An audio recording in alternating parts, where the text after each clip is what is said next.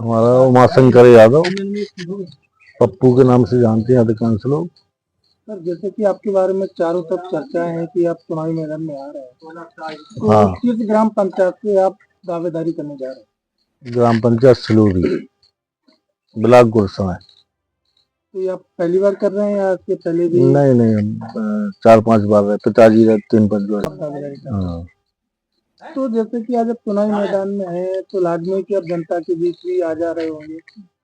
हाँ, वो तो पूरे 5 साल जनता की सेवा में लगे रहे।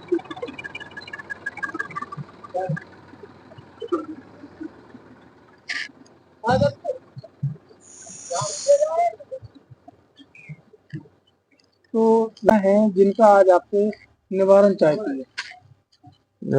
इस बार सबसे ज्यादा परेशान है कि खेतों पर जाने के लिए, जी। जो खेतों के सेक्टर खराब हो गए, यहाँ पे पक्की रोड बन जाए तो सुविधा हो जाए। किसान बहुत परेशान है।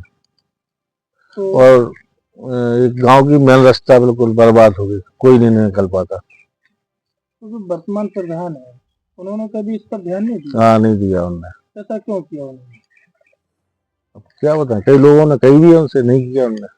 नहीं, कुछ तो आश्वासन देते होंगे, कुछ तो बोलते होंगे।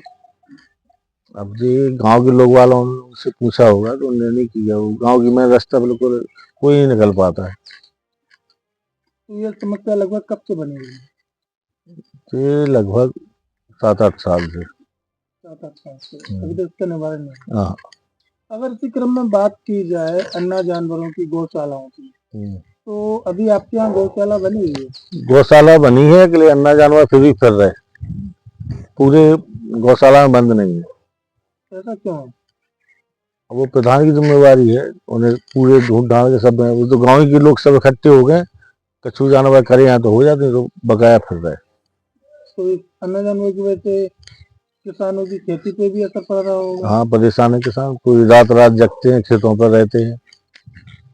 अगर बात की जाए शिक्षा व्यवस्था और स्वास्थ्य सेवाओं की, तो ये किस प्रकार से संचालित हो रहे हैं अभी आपके यहाँ? शिक्षा व्यवस्था तो ठीक है, मास्टर लोग आते हैं टाइम से। हाँ। तो जो विद्यालय बना हुआ है, जो बिल्डिंग है वो सही तरीके से बनी हुई है? हाँ, बिल्डिंग सही है, और वहाँ का आने जाने का रास्ता सही है स्कूल का। रास्ता भी सही है। स्वास्थ्य सेवाओं की अगर बात की जाए तो किस प्रकार से यहाँ पे स्वास्थ्य सेवाएं संचालित हो रही है? एक एएनएम रहती, वो अपने रोजाना आती, तो कुछ लोगों को दवा ववा दे के आती, टाइम से है। काम से आती है। और अगर बात की जाए आंगनबाड़ी केंद्र की, आंगनबाड़ी केंद्र चल रहा है बढ़िया, वो भी सही चल रहा है। अब दिक्कत हो गई, जो आंगनबाड़ी में थे वो रिटायर्ड हो गए, अब कोई है नहीं। अभी तक तो अच्छा चला। साफ सफाई को लेकर कैसा क्या यहाँ पे इंतजाम है? साफ सफाई उतनी अच्छी नहीं हो रही। सफाई कर्मचारी नहीं आते? कर्मचारी है, लेकिन बीच में किसी का ट्रांसफर होगा तो वो कभी आता कभी नहीं आता। तो ये जो तमाम समस्याएं जो आप बता रहे हैं बनी हुई है गाँव में, तो इन समस्याओं को लेकर प्रधान जी इस पर कोई कदम क्यों नहीं उठाते? अब उनकी सोच है जो। तो आपने कभी इन मुद्दों को लेकर प्रधान जी से बात की है? नहीं, करीबी है बात, कई बार खेतों की रास्ता की करी, मैं रास्ता ही करी, तो क्या तो बोलते हैं? बोल देते हैं कराएंगे, लेकिन हुआ कुछ नहीं अभी तक। अगर मान लीजिए आपको आपकी गांव की जनता आशीर्वाद देती है और आप आने वाले कल में प्रधानी के पद पर आते हैं, तो सबसे पहला मुद्दा क्या होगा जिस पर आप विकास के कदम उठाएंगे? सबसे पहला मुद्दा, हम गांव की में रास्ता सही कराएंगे और खेतों के लिए रोड बनवाएंगे, कितना भी परिश्रम करना पड़े। तो इस पर किस प्रकार आप कदम उठाएंगे रास्ते के लिए?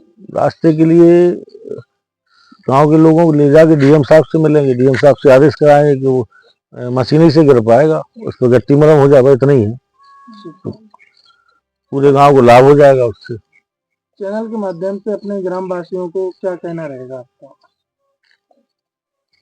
नहीं, ग्रामवासियों का मामले में नहीं यही रहेगा कि कोई असुविधा नहीं होगी। जब हम आगे चुनाव के बाद बन जाएंगे तो गांव में सब सुविधाएं उपलब्ध कराएंगे।